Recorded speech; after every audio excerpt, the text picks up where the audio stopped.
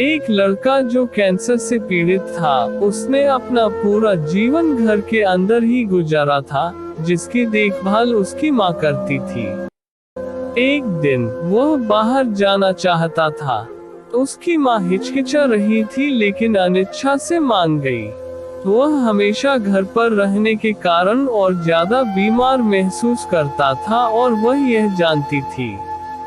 माँ ने उसे सड़क पर टहलने के लिए जाने दिया। लड़का बहुत सारे स्टोर के पास से गुजरा और एक विशेष दुकान पर आया जो सीडी बेचती थी। वह उस दुकान के अंदर चला गया।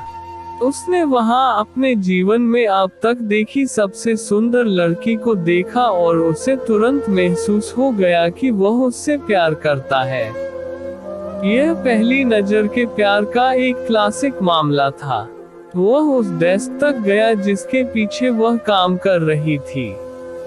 उसे उसके अलावा और कुछ नजर नहीं आ रहा था।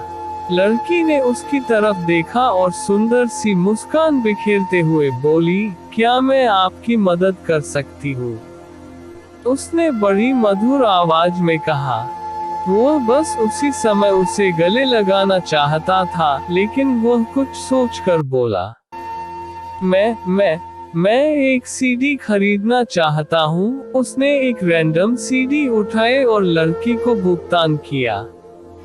क्या आप इसे रैप करवाना चाहेंगे?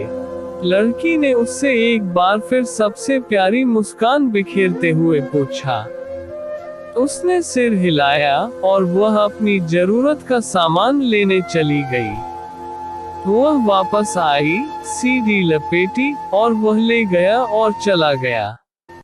अगले दिन लड़का वापस गया और एक और सीडी खरीदी, उसे हमेशा की तरह लपेटा। वह वास्तव में उससे पूछना चाहता था लेकिन उसमें हिम्मत नहीं थी।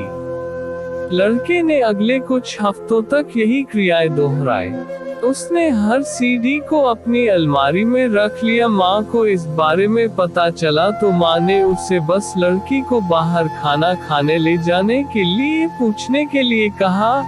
इसलिए अगले दिन जब वह सीडी खरीदने गया, जबकि लड़की रैपिंग पेपर लेने गई, उसने अपना नंबर उस नोट पर लिखा जिससे भुगतान करना चाहता था।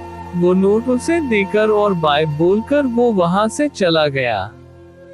कुछ दिनों बाद फोन की घंटी बजती है। लड़के की माँ ने उठाया। फोन पर वही लड़की थी।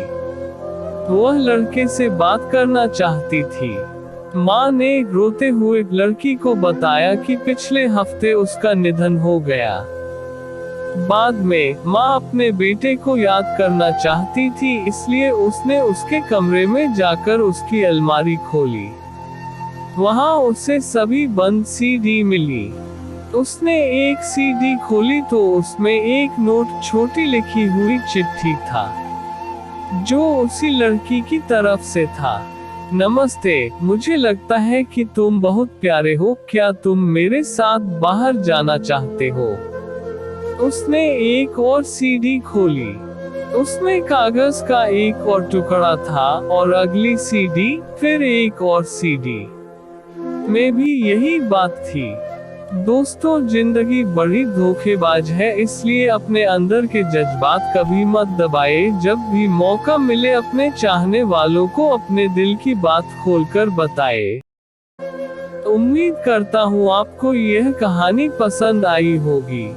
इस कहानी पर आपकी क्या प्रतिक्रिया है, कमेंट करके जरूर बताएं। ऐसे ही अनेक कहानियां आप हमारे चैनल पर देख सुन सकते हैं। इसके लिए आपको हमारे चैनल को सब्सक्राइब कर ले। धन्यवाद।